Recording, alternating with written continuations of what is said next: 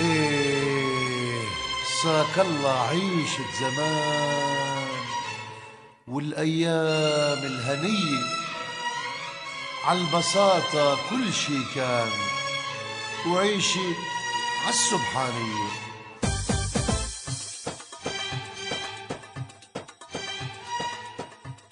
بسم الله الرحمن الرحيم. خذ العفو وأمر بالمعروف وأعرض عن الجاهلين. صدق الله العظيم. يسعدنا في صوت واو الغربة على يوتيوب أن نبث إليكم حلقات برنامج ساق الله عن أيام زمان. ساك الله عيشة زمان والأيام الهنية. فكرة هذا البرنامج أنه يقدم كل حلقة معلومات عن غرض من أغراض التراث الشعبي، حيث نستضيف شخصية اعتبارية نتحدث وإياها عن موضوع الحلقة.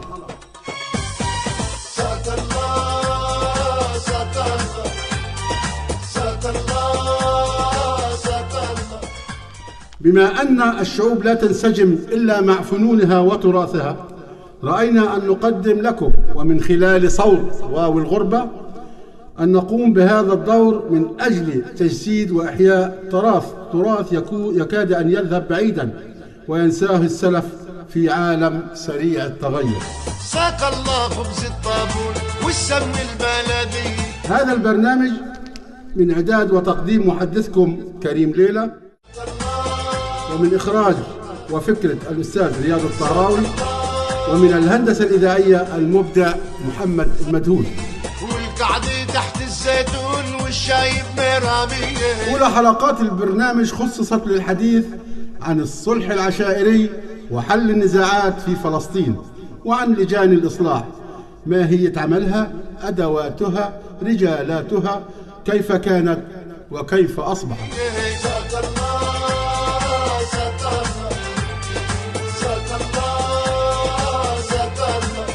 إن الصلح العشائري قديم قدم الزمن نفسه، فمن الرومان إلى العصر الجاهلي والإسلامي إلى العثماني إلى عهد قريب أيام الانتداب البريطاني الذي استخدم الشدة لإضعاف القبائل والصلح العشائري. ساق الله أكل العجوب والزعتر والمنكوشي. نلتقي اليوم بالسيد تيسير عطلة ياغي أبو سمير، رجل من رجالات الإصلاح بغزة، مشهود له بالكفاءة، يصل الليل بالنهار من أجل إصلاح ذات البين بين أبناء الشعب الواحد. مختار أبو سمير، أهلا وسهلا بك في واو الغربة. أهلا بك أخ كريم أبو ليلى. أنا أشكرك وأتقدم بالشكر والامتنان لاستديوهات واو الغربة، وأخص الأخ مقدم البرنامج كريم أبو ليلى، والمهندس الصوت محمد المدهون، والأستاذ المخرج رياض الطهراوي. هلا بك أخ أبو سمير، ونحن نشد على يديك وكلنا ثقة في عملكم. الله محييك. إن القضاء العشائري في فلسطين متوارث جيل بعد جيل، والسر وراء ازدهاره ما مرت به منطقتنا من تقلبات سياسية، إضافة إلى واقع المجتمع الفلسطيني كمجتمع قبلي. أكيد. هذا النظام يرجع إلى زمن بعيد، وذلك لإيجاد روابط وضوابط تحكم السلوك الإنساني في ظل عدم وجود حكومات كانت موجودة بالشكل الحالي. برأيكم هل ما زال نظام الإصلاح العشائري بنفس النهج والطريقة؟ طبعا أكيد لا، طبعا لازم يكون هناك تغيرات. بكون الأوضاع اللي تغيرت والطبيعة تغيرت والأوضاع بصفة عامة تغيرت.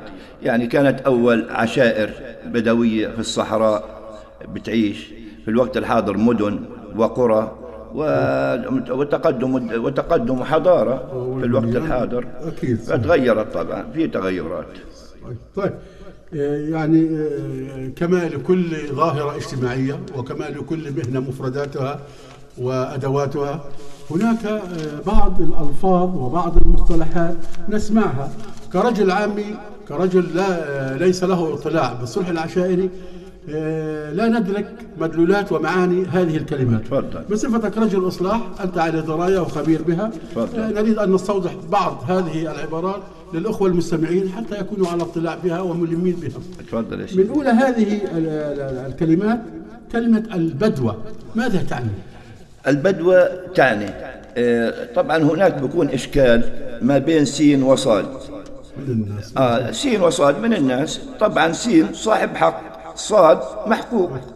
فمن الواجب أنه صاد يتابع مع سين أو يبعث جاهة لسين. طبعا ما بعد مضوا 3 أيام، بعد 3 أيام وتلت من الواجب أنه يبعث جاهة لسين حتى يرضي الخواطر. يرضي الخواطر. فللأسف بتأخر صاد عن إرسال جاهة، فبضطر سين يبعث جاهة مكونة من 3 أشخاص، بادئ وكفيل وشاهد. لازم تكون بالصورة يعني هذه. هذه اشترط فيها أيوة، بادئ وكفيل وشاهد. على سبيل إيش بصير من كلام يكون فيه الكفيل موجود والشاهد موجود. أي نعم أكيد. من الواجب تاع البدوة انه تبلغ الرسالة اللي اخذوها من سين لصاد بالكامل بالحرف كما هي بالحرف. نفس الحديف اللي انت سين اعطاني لازم ابلغه لصاد بالكامل. يجوز ان يضيف عليه لا بضيف بنفس الكلام اللي انا اعطيتك اياه لازم تنقله انت بالكامل. للامانه. للامانه. احتمال انه صاد ما يكونش عنده فكره عن الموضوع اطلاقا، او ما بعرف حاله انه غلطان، فبصير مراجعه. فطبعا اذا وافق انه يبعث جاهه طبعا البدوه وقفت، بمشوا في الصلح. في حاله انه ما رد على الجهه الاولانيه بعد 3 أيام لازم ابعث جاهه بدوة ثانية بوجوه جديدة. بتختلف عن الأولانية عشان يأكد لأنه أرسلوا. أي نعم. وكل بدوة من الواجب أنه يعلن للجميع أنه أنا أرسلت بدوة لصاد. يعني لازم يخبر البدوة الثانية أنه أنا أرسلت بدوة وأنت رقم 2، الأولى والثانية. ويعلن للجميع أنه أنا واللي رايحين عارفين. أي نعم. والبدوة نفس الشيء، إذا ما بعت الجهة جديدة بضطر يبعث الجهة البدوة الثالثة، نفس الشيء بدوة جديدة بأشخاص جداد ويعطي العلم. والله في حالة إنه الرجال ما استجاب لسين معناته من حق سين ياخذ حقه بالقوة. إذا في عقار بياخذه، أموال بياخذها بعد البدوة الثالثة وبعد 3 أيام منها. إذا ما بعد جاها ما استجاب عفوا ما استجاب بصير إنه من حق سين ياخذ حقه بأي طريقة كانت. هو بأخذها ولا بالقانون؟ لا ما فيش برجعت للدولة، يعني هو بياخذها بالقوة. القوة العشائرية. أي القوة العشائرية. هذا بالنسبة للبدوة. طيب عندنا نسمع بيت الملم. بيت الملم هو الشخص اللي الطرفين بيكونوا قبلانين انه يجلسوا عنده. هذا عليه من الواجب انه يسمع الشكاوى تاعت الطرفين. يعني ايش اللي انت الحجه اللي عندك والحجه اللي عنده الطرف الثاني، بسمعها بوثقها. احتمال انه يخش في الصلح هو اذا وافقوا على الصلح اختاروه. لا بدون اختيار. لقيت هذا بالنسبه انه هو بالبدايه اختيار، لكن لقيت بصير انا من واجبي انه انا في بيت الملم انه اذا قدرت انه اصلحكم مع بعض ممتاز بكون. بتنتهي القصه. لكن ما انتهتش بحولوها لقاضي يختار صاحب بيت الملم. في شروط خاصه فيه ولا؟ طبعا لازم يكون ذو خبره ورجل نزيه وعاقل. يعني معروف لدى اهل المنطقه. ايوه هذا رجل بيمتلك صفات الذكاء. اي نعم. العدل. يعني اكيد في مقومات. اكيد لازم يكون في مواصفات ومقومات له. يعني مش اي شخص. لا ناس معروفين. بيوت الملم ناس معروفه. في حديثك وانت تتكلم عن البدوة قلت عطوة او جاهة هناك ايضا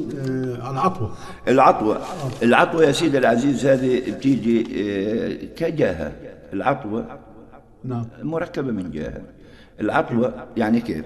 العطوة انه انا المشكلة عند سين الغلطان، صاد صاحب الحق. من واجب سين يبعث عطوة لمين؟ لا صحيح. جاهة يعني جاهة. هي العطوة إيقاف شر أو أي نعم. ولا تجميد الموقف؟ لا العطوة، لا الوجه هذاك تجميد موقف. العطوة على إنه إحنا ل3 أيام وجه يعني زي مش وجه، نقول يعني مع الوقت بتهدى الخواطر. أيوة. مدة بسيطة كل بيراجع أموره بيراجع حساباته. زي عمار يعني. زي عمار يعني ما يصيرش خلافات. يعني تعني هدنة لمدة 3 أيام على سبيل. أيوة يعني تعتبر هدنة. العطوة تعتبر هدنة إلى حين البت في. أيوة بيعطوهم مجال إنه يفكروا في شو اسمه. هي لها أنواع، هي العطوة لها أنواع. عنوان العطوة لها أنواع. لا هذا شوف احنا بالنسبه للعطوه عباره عن عمار يعني عمار بين طرفين. يعني نسمع عطوة صافية، عطوة. العطوة الصافية هذا للدم وللقتل ولا يعني للحاجات الصعبة. العطوة الصافية للقضايا الكبيرة. بس هي كلها عطوة. كلها عطوة. طيب. يعني عمار بالمعنى عمار. نسمع بكلمة الجهة، احنا نعرف كلمة الجهة يعني وفد أو الجهة تكلف من الطرف المحجوب بالذهاب للطرف صاحب الحق. والجهة لازم تتكون أقل شيء من 3 أطراف. أدنى 3 أطراف، اللي المتحدث والكفيل والشاهد. طيب الجهة ايش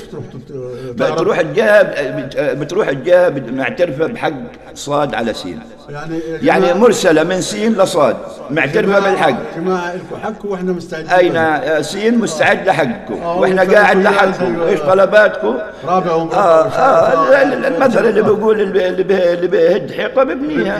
أي نعم بالمنطقة هذا. طبعا هذه الجهة لها دور كبير في تهدئة الخواطر. طبعا جملة اعترافات واستعدادات. راح ما دام انا بعد جاء معناته انا معترف الحق. بدي اقعد لك للحق، ايش الحق اللي بدك اياه انا جاهز له. هذه الجهة برجالات الاصلاح فقط ولا ممكن اي حد يعني؟ لا هي طبعا لا رجال الاصلاح اغلب الاحيان يعني رجال الاصلاح اللي بيقوموا فيها متمرسين على. اي نعم اللي عندهم خبرة فيها. طيب الجهة بتضم معها الوجه او لا الوجه لا الوجه لا. الجهة بتكون موجودة من 3 أطراف. احتمال 5 6 يروحوا مش مشكلة. ايش دور الوجه وحقوق الوجه؟ الوجه له حقوق كثيرة.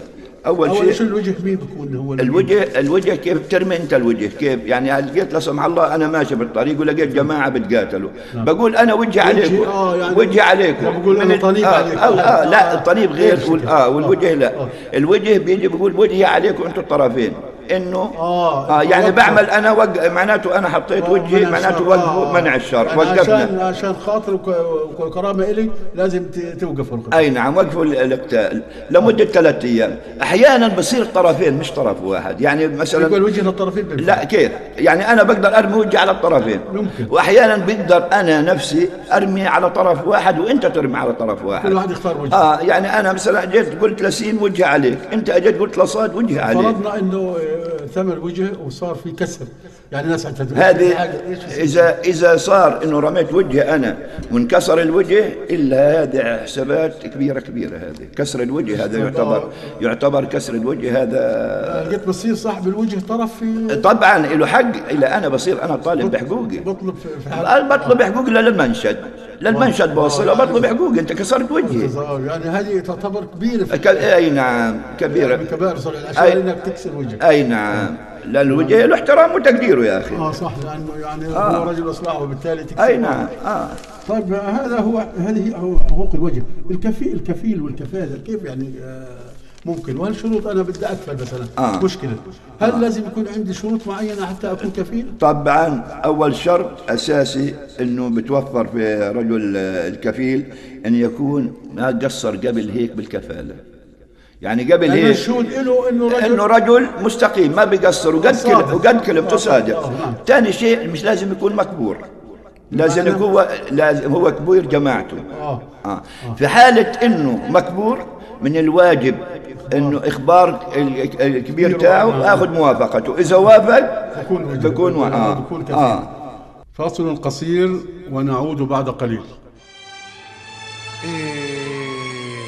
ساك الله عيشة زمان والأيام الهنية، عالبساطة كل شي كان وعيشة عالسبحانية.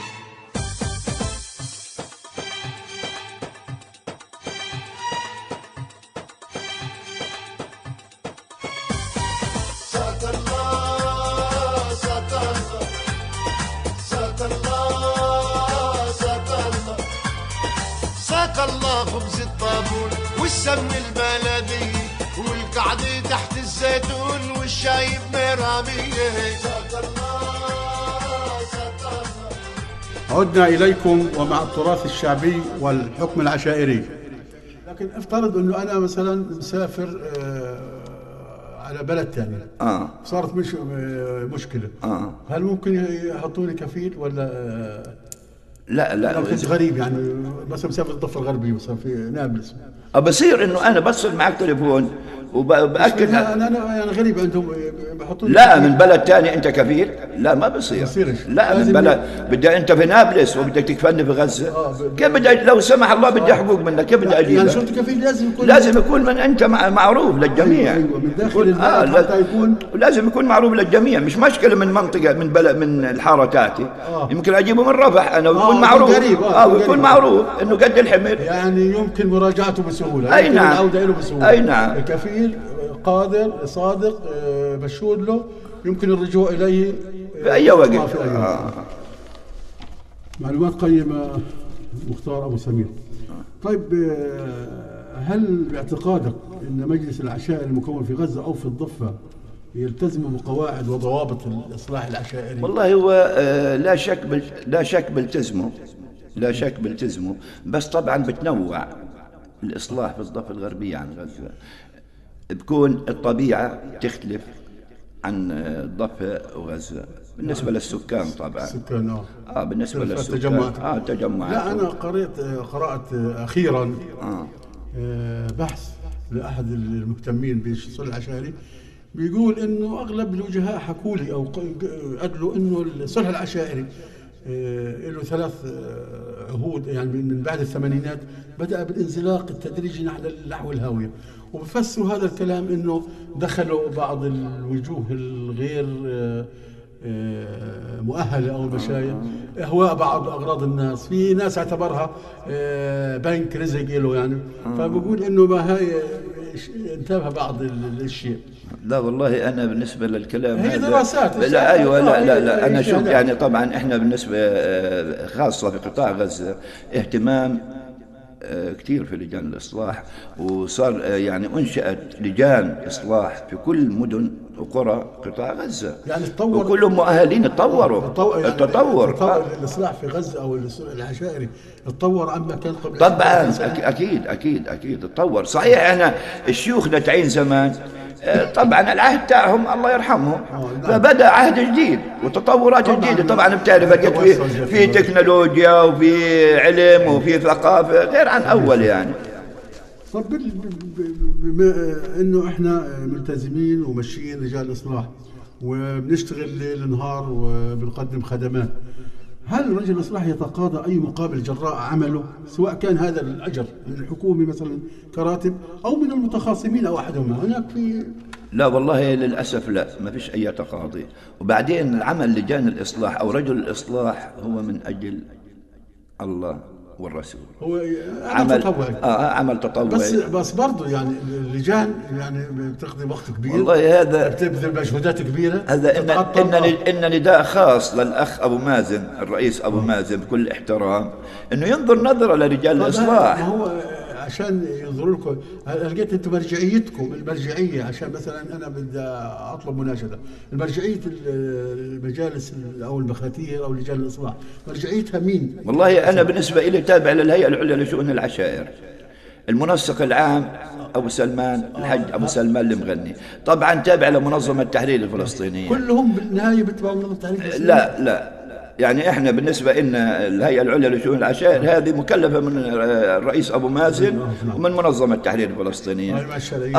بالنسبه لجمعيه مخاتير فلسطين نفس الشيء افتكر تاب على الرئيس افتكر يعني مش يعني اكيد. في كل اغلبها المرجعيه. بس انا اللي بعرفه الاكيد انه الهيئه العليا لشؤون العشائر هي المكلفه من منظمه التحرير الفلسطينيه ومن السيد الرئيس ابو مازن. ابو سمير، يعني تجاربك عديده. تفضل. ومرت عليك عديد من المشاكل او من القضايا وساهمتم بحلها، بوركتم. باعتقادك او انت، شو اصعب قضايا في الصلح العشري مرت عليك واخذت مجهود؟ يعني اي قضايا الصعبه اللي دائما؟ والله شوف، العرض اصعب قضيه. يعني انا احيانا افتكر انه الدم اهون من العرض. يعني الدم تقدر تحله مع الوقت، لكن العرض صعب جدا. هذه المشكله. الشعبيه ما تركت الا حكته. يعني العرض نار ولا العار. اي نعم بالنسبه للعرض اصعب شيء، يعني اصعب حاجه بنلمسها وبنشوفها. بياخذ وقت طويل، بياخذ وقت طويل كثير يعني، والانفس بتكون مش شو اسمه، بده وقت لما تهدى الانفس. يعني بتعرف انه العرض احيانا بسبب مشاكل كثيره، يعني قضايا حساسه. احتمال يصير قتل، يصير كذا. ممكن الشعب الشعب اما بالنسبه للمشاكل الثانيه بتنحل عادي بسهوله، يعني بتاخذ وقت لكن بتنحل. طب بما انه القتل اخف من العرض في الشغل، ما هي كلها قضايا، في مجهودات. اما المجهودات العرض صعب. هل تختلف الاحكام في قضايا القتل بين مثلا قتل المراه، مثلا قتل الطفل، يعني القتل بصفه عامه؟ شوف، القتل طبعا بيختلف بالنسبه للمراه والطفل والرجل. الرجل ديه، المراه نص ديه، الطفل طبعا على حسب تكوينه. الطفل على حسب تكوينه وعمره بصير الدية تاعته. طبعا القتل المتعمد للمرأة إذا في بيتها يعتبر 4 ديات، مربع 4 ديات.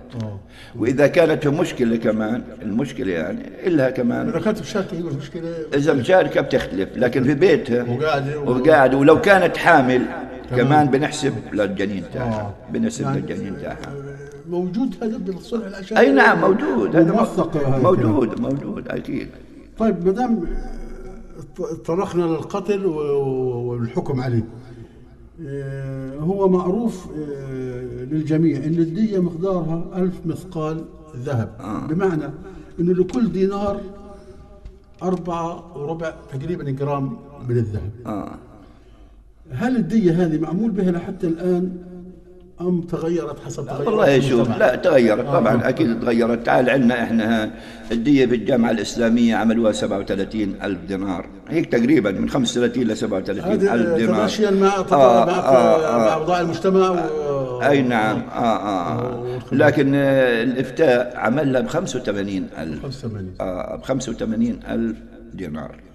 طيب يعني لو أهل قطير رفضوا الدية مثلا اللي معمولة فيها تيسير للمواطنين من الجامعة الإسلامية، وأصر على أنه لازم بدي دية اسمها دية محمدية أو الدين المحمدي، ممكن. ما شوف، طبعا أنت بتتمشى مع الناس بالتقريب وجهة النظر. يعني تعال إنه أنا مثلا أحيانا الدية، ما هي ديات أنواع. القتل المتعمد هذا له حساباته، القتل بالخطأ له حساباته. يعني كل شيء له دية، يعني مش دية القتل المتعمد زي القتل قضاء وقضاء. حتى أنا يعني بسمع إنه مش بس القتل له دية، لكل عضو في دية. للعين له دية، للدان له، السن له دية، الإيد، الأصبع، كل شيء له دية. يعني كل حاجة سبحان الله. الشرع تاعنا ما اسمه حدد لك الدية تاعتك، موجود. الشرع تاعنا حدده. أصعب أو أكثر قضية قريبة إلى الدية العين، فقدان العين نص دية. العين نص دية. يمكن الإيد نص دية. الإيد برضه نص دية. نص دية. يعني هي الأصبع 10 دية. 10 دية. هي معلومات يعني إخواننا المستمعين يعني لما يسمعوها بيزدادوا ثقة وخبرة ومعرفة. أكيد من الواجب يعني. أكيد. يعني كلنا يسمع وبتداول بين الناس كثير حاجة اسمها البشعة. البشعة هاي يعني بتبسيط، بكلمات بسيطة. والله الشيء شوف احنا طبعا البشعة هذه قديمة يعني، في الوقت الحاضر فيش تداول فيها.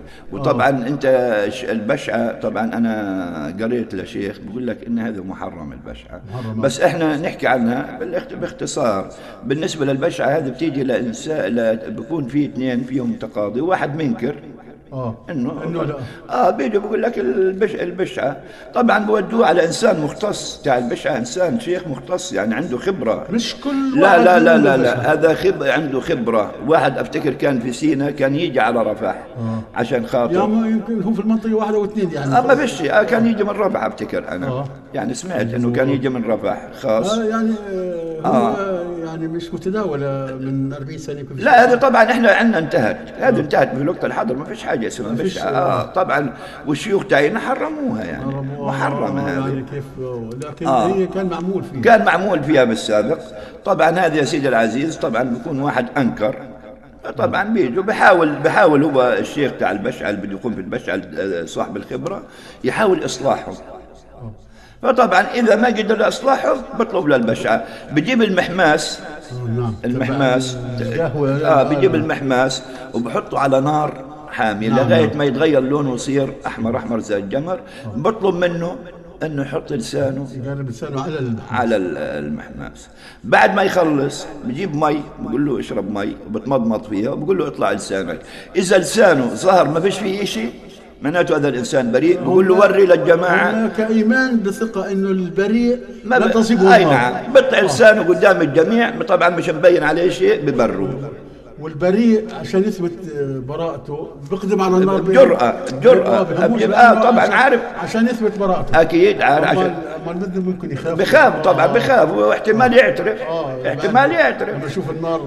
مزبوط. هي لها حكمة وفيها إيمان يعني. أكيد العملية فيها إيمان طبعا. حاليا لا هي انتهت غير معمول. في حاجة ثانية كانوا يسموها الجلوة أو إجلاء في حالة القتل.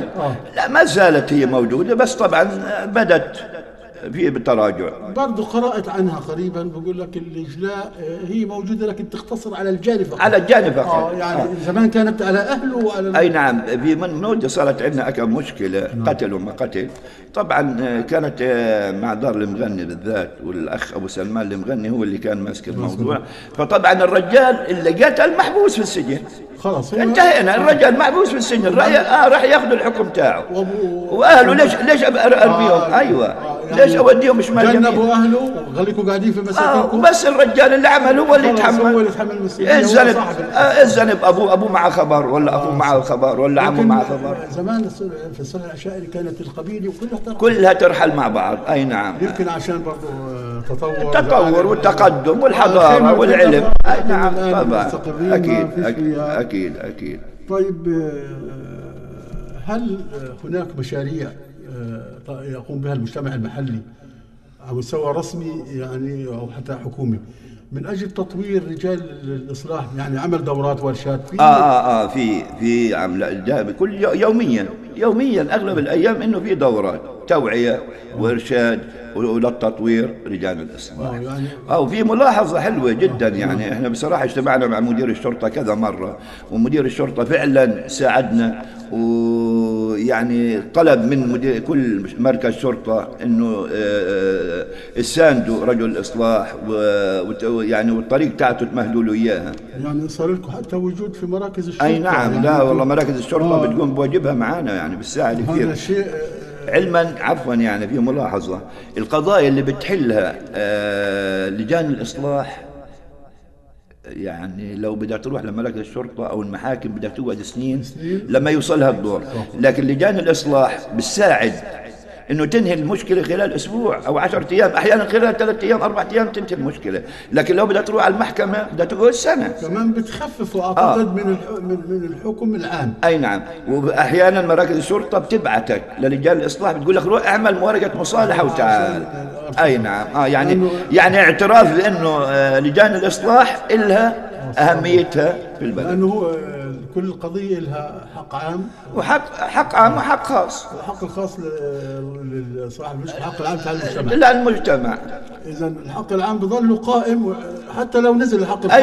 اي نعم. دور لجان الاصلاح هنا تخفيف الضغط. الحق العام. اي نعم، تخفيف يعني اي نعم. لا يعني شوف، يعني احيانا بصير مثلا عمليه سرقه. نعم. احنا بيجي اهل شو اسمه بعتوه جهه وبتنهي المشكله، بتكتب ورقه مصالحه، لكن بكون انحبس وتحول للنيابه وتحول للمحكمه. يعني انت خلصت بيني وبينك، احنا خلصنا، لكن الحق العام بدها تاخذه، الشرطه بتاخذه، المحاكم بس المصالحه بتخفف التوتر ما بين الطرفين. وحتى الحكم العام اللي بده يصدره الحاكم نظرا لمصطلحه ممكن يكون اخف شوي طبعا. بساعد، اكيد بساعد. أبو سمير، يعني في الختام احنا يعني سعيدين جدا بهذا الحوار وهذا اللقاء. نشكركم ونتمنى لكم مزيدا من العمل والعطاء.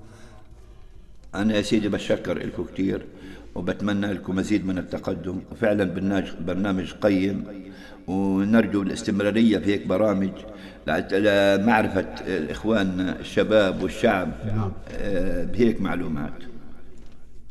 إخوتي المستمعين، إلى اللقاء في حلقة جديدة وموضوع جديد. هذا محدثكم مؤد ومقدم برنامج صاغ الله أيام زمان، كريم ليلى. صاك الله عيشة زمان والأيام الهنية، عالبساطة كل شي كان، وعيشي عالسبحانية.